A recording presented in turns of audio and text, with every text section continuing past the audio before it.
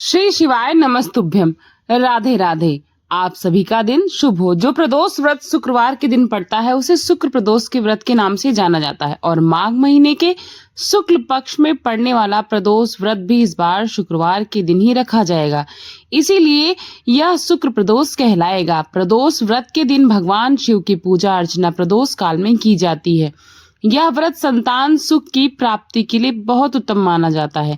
इसके साथ ही शुक्र प्रदोष व्रत रखने से भक्तों के घर में धन सुख समृद्धि में भी वृद्धि होती है।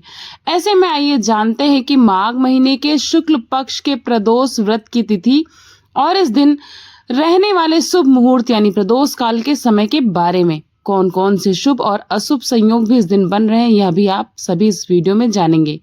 इस बार त्रयोदशी तिथि यानी प्रदोष 30 जनवरी दिन शुक्रवार को सुबह 11:10 से शुरू हो रहा है और त्रयोदशी तिथि का समापन 31 जनवरी दिन शनिवार को सुबह 8:25 पर होगा, क्योंकि प्रदोष काल का समय केवल 30 जनवरी दिन शुक्रवार को ही प्राप्त होगा और त्रयोदशी तिथि इस दिन पूरा दिन रहेगी। इसीलिए इस बार का प्रदोष व्रत 30 जनवरी दिन शुक्रवार को ही रहेगा।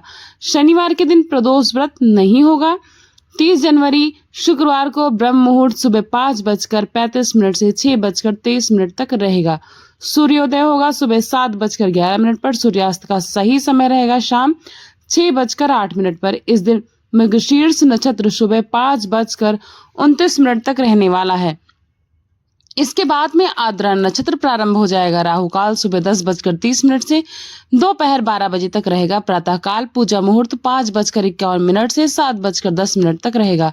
भले ही त्रयोदशी तिथि देर से प्रारंभ हो रही है, लेकिन फिर भी सुबह की पूजा आपको शुभ मुहूर्त में कर लेनी चाहिए और इस दिन शिववास कैलाश पर सुबह 11:10 तक ही रहेगा। वैसे तो प्रदोष काल में ही आपको मुख्य पूजा करनी चाहिए, लेकिन सुबह के समय आपको जिस समय तक शिववास कैलाश पर रहेगा उस समय तक भी शिवलिंग पर जल दूध दही पंचामृत आदि अर्पित करना चाहिए और विधि विधान से यदि समय हो तो सुबह भी पूजा करनी चाहिए। शिवलिंग पर जल चढ़ाने के बाद दीप जलाएं, अक्षत अर्पित करें, चंदन लगाएं, बेलपत्र भांग धतूरा अर्पित करें।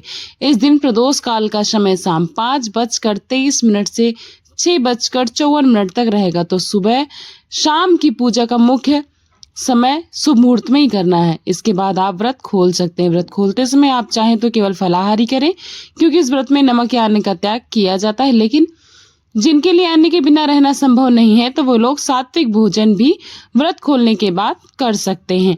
आज के दिन सच्चे मन से महामृत्युंजय मंत्र का जाप करने से भगवान की कृपा से स्वस्थ और निरोगी जीवन की प्राप्ति होती है।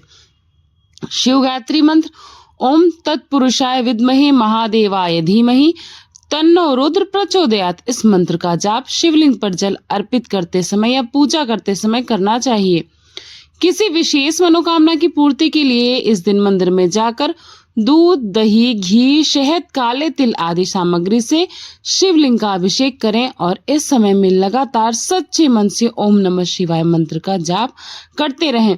और ध्यान रखें कि जो लोग भोजन कर रहे हैं वो हो सके तो केवल एक अन्न खाएं, जैसे या तो रोटी या चावल बिना नमक के, दूध दही या फिर शक्कर या गुड़ के साथ लें।